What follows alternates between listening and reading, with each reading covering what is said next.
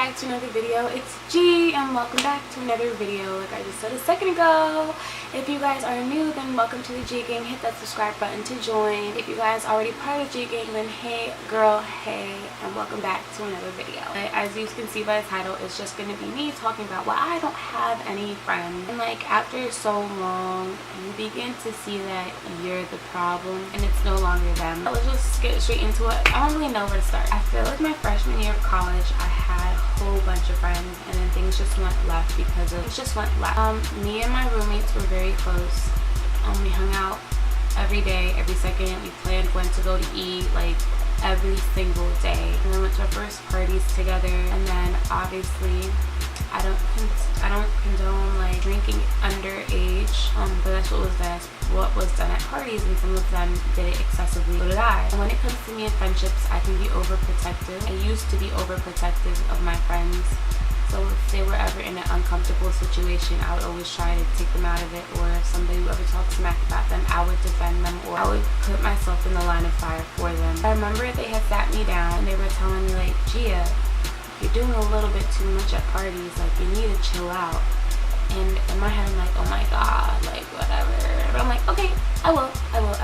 And I didn't, and they dropped me as friends because I didn't know how to control myself at parties. That was my first semester of college. Mind you, while I was doing excessive partying, like my grades never dropped. But my depression did start to rise up again because I felt very alone. And just as a humans want that human contact, a human emotion with other people, and then being isolated from everybody that were my friends. And then even people that were not my friends or were my acquaintances, they all stayed away from me because my friends had told them and made everybody else stay away from me. So it's like I had no contact with other people really, and that affected me very harshly. And that's when my depression started to affect my grades a little bit. Fast forwarding, one roommate apologized because she felt like in the time of need, well, this is talking like a year later, she apologized to me for following the crowd of basically unfriending me, and that she herself was not brave enough to stick up for me when she felt like she should have. And to this day, if she's around, she'll say hi to me even if her friends are around that don't like me, and I appreciate her for that because she really doesn't have to. She doesn't owe me anything. Before I get into sophomore year, I would like to say like I am extremely introverted, and I have a really bad introvert tendencies, meaning that I like to be alone. And I know it's very, I don't know the word to say, like I get depressed when I'm alone, but I love to be alone. That's very oxymoron, or I don't remember, right in the description box, whatever it's called, I don't know. But I love to be alone. I'm walking with a friend and they stop to talk to me with a friend, I will walk away because I feel very uncomfortable, and it gives me anxiety to feel like I have to talk to somebody that I don't feel like I have the energy to talk to, especially if I don't know you. There's some days in the morning, like I'll come home and my roommates are in the living room and I just don't have the energy to say hi, or I'm not the type of person to say hi every morning, good morning, how are you doing, and having a whole conversation.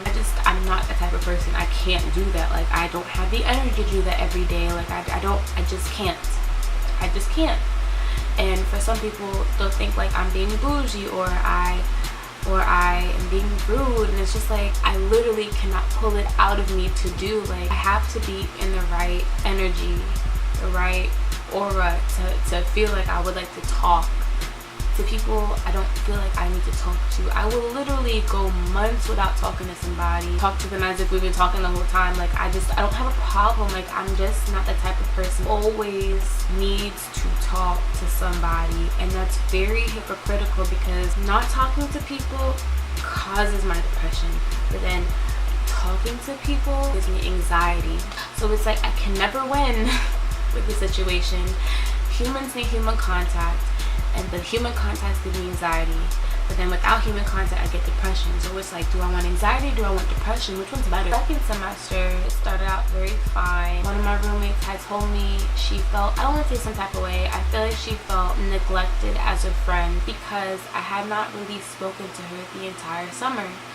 Mind you, please go back to what I just said a while ago. I just don't feel like I need to talk to somebody every day to let them know that I'm thinking about them or that I care about them. Not even every month. Like, I don't talk to my own family every month. I don't talk to my mom every month. Like, I don't know what they expected from me, honestly. I tried to explain it to them as best I could, but it still didn't come out right because I still could not pinpoint exactly why I didn't feel the need to talk to them every day. Oh, I have to go back to that. I just could not pinpoint why. Now I can pinpoint why because now I know. But I would say like, oh, I'm just going through some things, and I was, but it's like, it's more specifically like, I just don't feel like I need to talk to you every day. But I can understand her point of view as to why she felt some type of way, because freshman year, 7th semester, we spent almost every day together, because after being isolated from my first semester at the end, I like continuously wanted contact. But spending every day with her started to drain me slowly, because we shared experiences, but I'm more of a listener than I feel like she would over talk to the point where it was like, I'm tired of listening to you. Like, can we talk about something different? I've heard the story already. Like, okay, let's move on. Like, let's do something else. Like, it got tiring, and I guess I got bored of her. I know this sounds horrible, guys, but it's just, it's the truth. Like, we would sit down and I would listen for hours, rather than doing my work. I'll be listening to her. But yet it was a choice I made. She did help me through a lot. Like, I'm never going to say she didn't help me, because she helped me through a lot that I was going through. So I felt like I just owed her to listen. It's strange. I don't know how to explain it. Anyway, 2nd semester, she had a problem with me not talking to her as often as a friend should. And I just explained it to her. Oh my god, my fan. I just realized my fan was going on.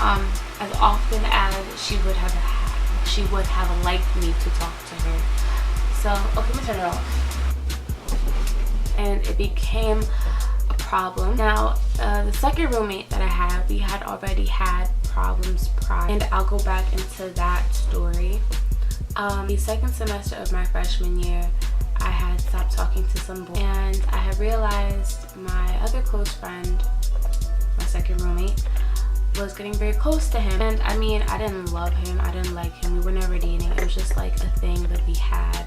So I told her, like, don't feel uncomfortable to tell me that you are talking to him or you're messing with him. Just don't feel no type of way. Like, we're close like that. Like, it's cool. And I mean, I don't want to ever say it was ever my business to know, but it became a problem when she lied, and then she lied, and then she lied. And then when I caught her, it was like, I'm sorry, but I was just so mad at the situation of her lying. It's caused a conflict in the friendship, and we just stopped being friends. But then we had already signed leases to live with each other, so we were not that close in sophomore year. So then my second roommate, I didn't really know her, but she got close. My third roommate, I didn't really know her, but she got really close to my second roommate. They were kind of already against me, I feel like, but she didn't have the best thoughts of me because of what my roommate told her about the altercations that we've had, or whatever, you know. And then my only person on my side was my first roommate, the one that had a problem with me because I didn't contact her during the summer. So here I am, living in a household where everybody kind of got a problem with me, and it's like, damn. So me and the first roommate tried our best to repair it. Our boyfriends were very close, and whatever. It began to get tricky because she was also very close to the second and third roommate, who I was not. And that's where it becomes tricky, because it's like, now you have to question the loyalty. And I began to question the loyalty when it came to the fact of they're telling me all their business. Then I would question and be like, is she telling them my business? Like, why would she tell me their business and she's not telling them mine? And we just went through a lot of altercations where I had even said to my boyfriend at the time that I feel like I'm gonna cut her off as a friend. Like, this is it. Like, I'm not talking to her anymore, because I just felt like the loyalty wasn't there. For me, the loyalty is, if I'm talking to you and we're having a conflict, you're not gonna tell everybody else, especially people that don't like. That's just a given. And I remember she was so bold enough to tell me that she told them about a conflict that we had, and that they were like, oh, she was so bold enough to tell me to my face that she told them that we had a conflict, people that don't like me.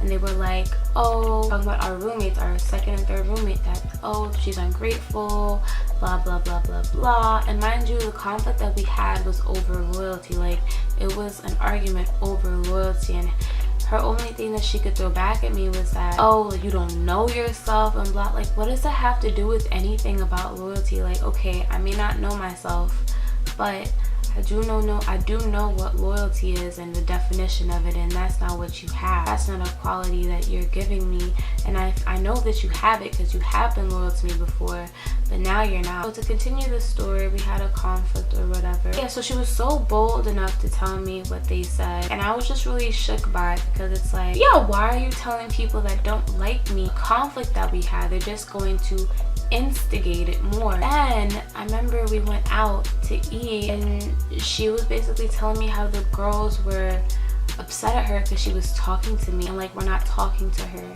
And I'm just like, yeah, like I kind of was like, I didn't say anything to her about it. I was just like, oh, well, they shouldn't really do that to you. Like, well, but it's like, yeah, like, what do you expect when you talk bad about somebody and how they're treating you bad or whatever you said to them? Like, are they gonna be mad at you? Like, why are you talking to her if you think such bad things about her? Like, blah blah blah. Like, come on now. I didn't really say nothing. And then we were making plans for our third year, our junior year, to like hang out and blah blah blah, because we weren't going to be living with each other. When I moved out the third day, he locked off of the social media, and then contacted her. I'm like, is everything okay? Like, I'm not sure why I did that, but is everything good? If not, then let me know, we could talk about it, whatever. Even after I was about like throwing the friendship away, I was still trying to save it at the same time, because it's like I can be like that sometimes. Like, I'll ask somebody to go somewhere and then I'm just hoping they'll say no for some reason, because why would I ask if I wanted them to say no? Because my anxiety kicks in, and then when they say yes, my anxiety kicks in more, and I'm just like, oh, I don't really want to go anymore. Like, I'll just go myself. Like, it's like that type of thing. So when she didn't ever hit me back up, I was like, okay, that's okay, like, that's fine. Like, I don't really kind of made the decision for me. Everything that I was feeling back in the months before, you kind of confirmed for me now. So I was kind of like, that's fine, and I left it at that. Right now I'm learning how to become a better person, to have better friends, and to know when friends are genuine and when they aren't, when to move along with friends, and when to know when to drop them on my own and not have them drop me and it seemed like a whole, I don't know, like, I don't make a big deal about losing friends anymore. I feel like if it had happened our first year, I would have made a bigger deal about it, but because I already had like feelings about the situation before, it didn't really hurt me as bad. Yeah, within like 3 hours I was over it. I was like, what, I don't really care about the situation anymore. But I mean, when it comes to a relationship, a boyfriend, a fiance, a husband, or whatever, like, that shit would kill me, because like having a sexual relationship with somebody and investing love and emotions in something that only one person can really get, and you can only really share with one other person, something so deep and so personal, that's when things get very hard for me, like hard. And I have plenty of stories of those that I'll probably share later. I just thought I would talk about my introvertness and my stories of losing friends and how I figured out it was me. How not everybody is going to understand me, and how I need to learn how to better let people know how I am. Like, I am an introvert. I won't talk to you every day. I won't say hi to you when I see you. Sometimes I walk by and somebody will call my name and I don't hear, but I walk through everywhere with a tunnel vision. I don't look around to see who's looking at me, to see who's waving at me. Like, I will not see you. And if I'm walking, I have my headphones in, I cannot hear. You just can't with people. Sorry, that's just how it is. So I need to better explain that to people so they don't have the wrong thoughts, and that they understand where I'm coming from, and that they don't think that I'm being mean or bougie, or like I'm just me and I'm weird and I just can't get myself. So hey guys, I know this was another like kind of depressing video, but letting y'all know a little bit more about me. So bye guys.